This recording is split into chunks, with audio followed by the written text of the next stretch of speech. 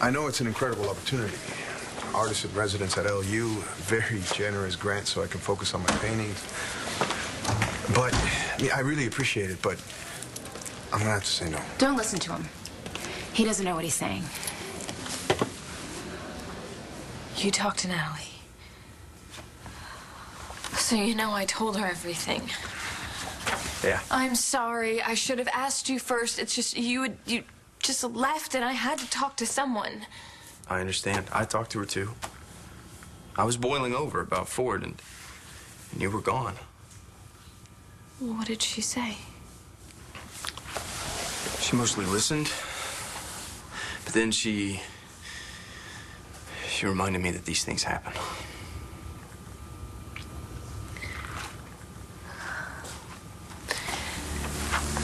That night, now that I remember everything, it's hard to understand why it seems so important, but I was 17, you know, in my mind, and it was prom.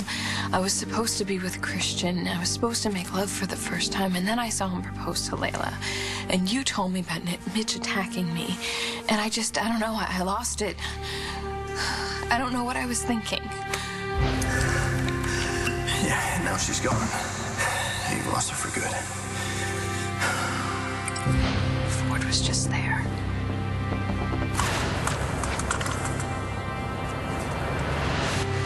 I just needed something or someone to take away the pain.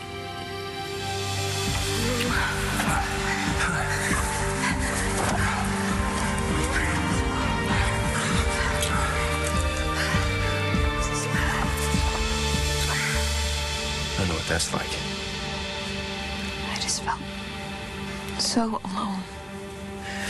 Jessica, I don't blame you. I've done plenty of stupid things myself. The point is, where do we go from here? How do we make it right? Why do you need proof that Eli's dead? Blair confessed to shooting him, the body burned in the fire, which you saw, and we even have the bullet from the corpse. This is his gun. Did you do a ballistics match? Already done, it matches. Okay, so end of story. I'm not so sure. Why so surprised, Greg? We spoke on the phone. I had no idea it was you. I thought it was a hoax.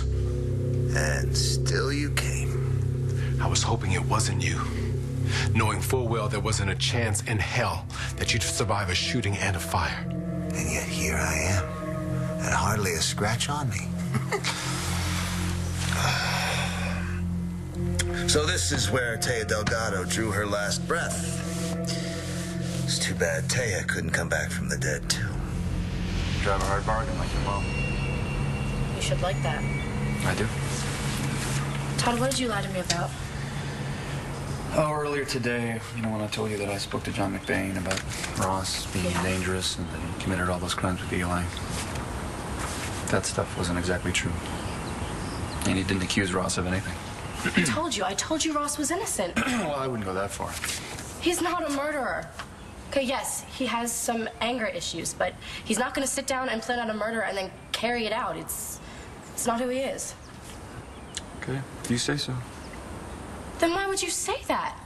Because earlier you were talking about reaching out to him, and I don't want you to do that. I was going to tell him about Mom. He deserves to know. And then what? What do you mean, and then what? Danny, if you reach out to Ross, I guarantee you he's going to take that as an invitation to become involved with you again. So? I'm not going to let him take you away from me.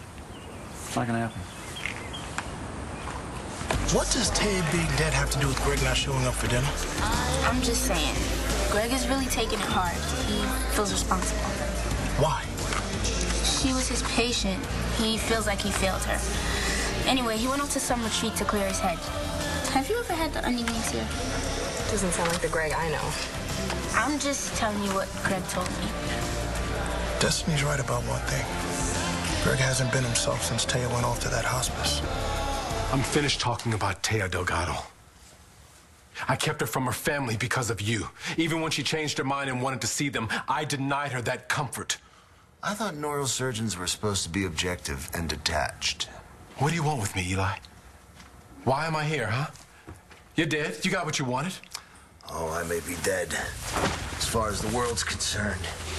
But I am far from finished. I need your help, Dr. Evans. You're gonna give it to me.